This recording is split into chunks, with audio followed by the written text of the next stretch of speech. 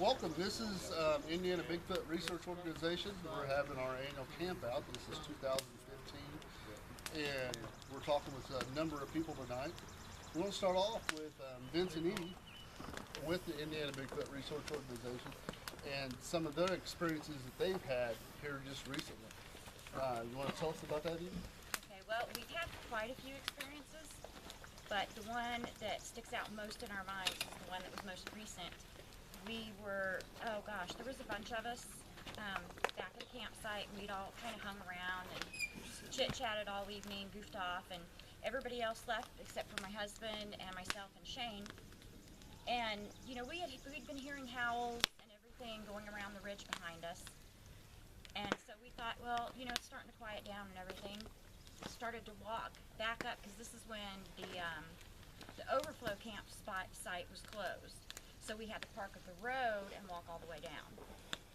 So we were heading back, and he had on the bionic ears and was listening. He was kind of walking backwards, and Shane and I were walking side by side. We got just past the restrooms.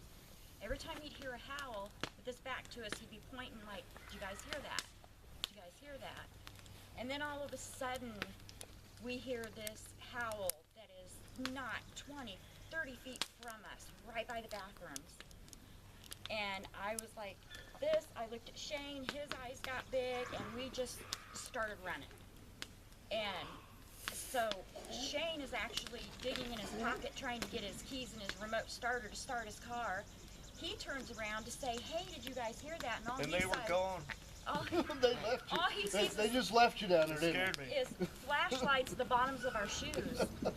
And I mean, it was a rush. But hearing that so loud and so close, you know, we had no idea if he was there to say hi, play tiddlywinks, or to eat us.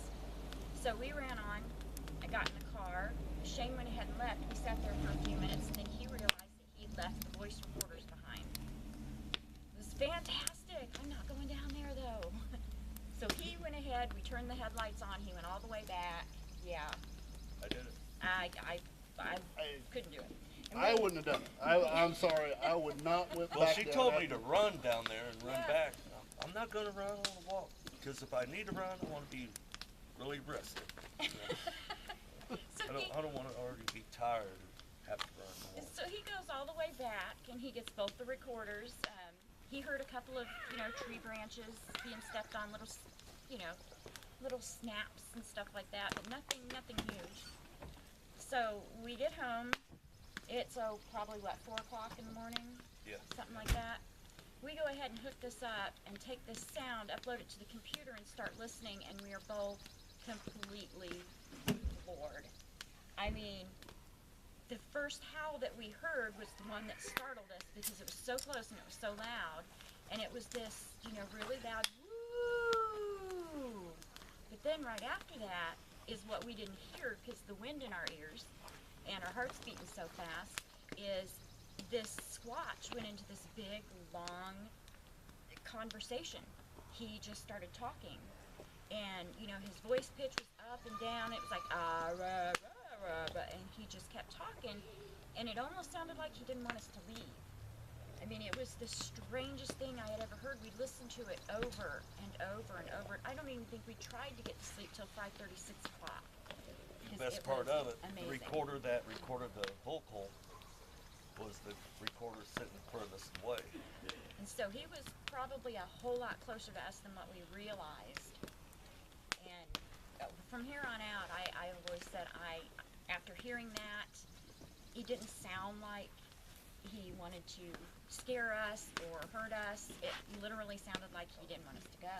Matter of fact, the silver Sony is at home, the one that really did pick up the call. Yeah. But the footsteps and everything. Yeah. You picked up the footsteps. I'm going to and- bring that in. Yeah, Okay. because there were footsteps around the restroom that the Sony picked up. The Sony didn't pick up the voice. The one that was furthest away, the RCA did. And there was still activity going on prior about 40 seconds of myself walking back up, getting the recorders. So, it was still so back when there. you go out, actually go out, you take and put recorders out when you first get there and scatter 3 or 4 recorders out around the whole area that you're in. Yeah. so that you can pick up something.